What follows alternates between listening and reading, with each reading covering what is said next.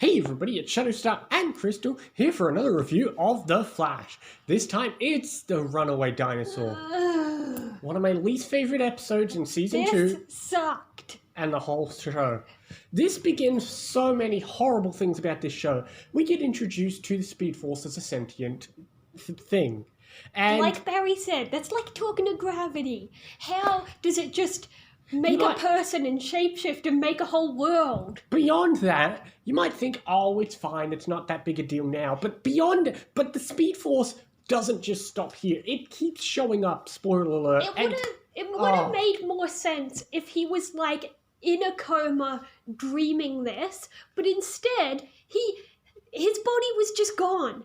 Yeah, you know what's great? You could have. How does he not have a body? Yeah, you're right. They could have. If he was in a coma and they did that thing, they did my favorite Dumbledore line where he says it's real, but it's in your head. Yeah, that would have at least been a little better.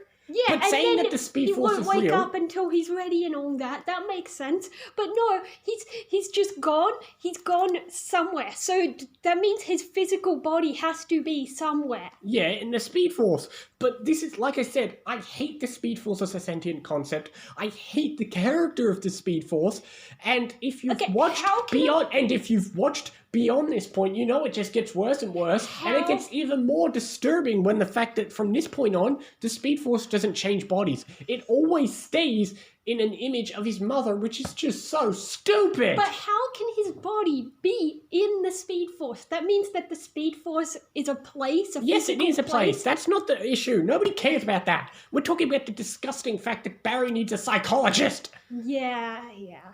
And it just gets worse because, like I said, every time the Speed Force comes back, it's just always his mother. And it's just weird.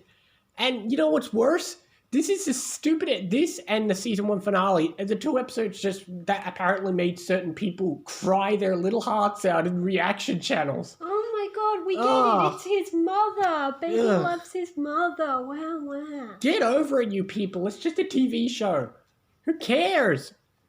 Whoop-de-doo. And the B-plot with Gerda, what a waste of time. I know. Nothing in this episode was consequential. You could have just had him get his powers, and none of this would have happened, and this episode wasted our time introducing us to the Speed Force as a sentient concept, dwelling on Barry's stupid Oedipus complex, which will just come back later and later and later, and it just keeps coming back. Except that the Speed Force said, we can't let you out until you accept your mother and grieve and all that, except later on, we clearly see that he hasn't accepted it. Literally. He goes backwards. He accepts it. The only exciting thing about this episode is those last 5 seconds with Zoom. Yeah. Not saying it's revolutionary or anything, but that was the only exciting part of this episode. And the funny part is, I thought that scene took place next episode anyway. Those metas looked cool, though. To anyone who's been watching the more recent episodes of Flash, you will know how just annoying the sentient Speed Force is. But I won't get too into that. This is about this episode. But still, the fact that we have to be introduced to this character. Why is it an actual character? Yeah, I can understand I don't mind if the Speed Force is kind of aware, but don't give it an actual form. Don't give it a voice. You can say that the Speed Force works in mysterious ways. That's fine. But don't, introduce us to a character who clearly acts like a thinking being. Yeah. That's what sucks. I can accept that Speed Force has got this kind of mystical thing. That's fine. Shows do that all the time. It's like when people say time wants things to happen. The Speed Force wants it to happen. That's fine. But I don't care that it's a character. I don't get attached to all the Barry's mother stuff. None of this, and the B-plot with Gerda went nowhere. Nothing in this episode happened. I'm rating it a 4. Yeah, I'll go 5. It's It's 4, and I'm being generous. This is quite frankly one of my least favorite Flash episodes in the whole show. It's so pointless, and yet people cry. What's the next episode?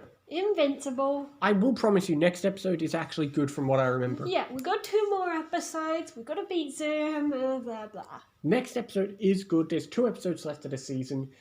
most of this season is going to end on a high note, except for this bit and the very last thing. But enough about that. We'll see you next time for more Flash and other things as well. See you next time, guys.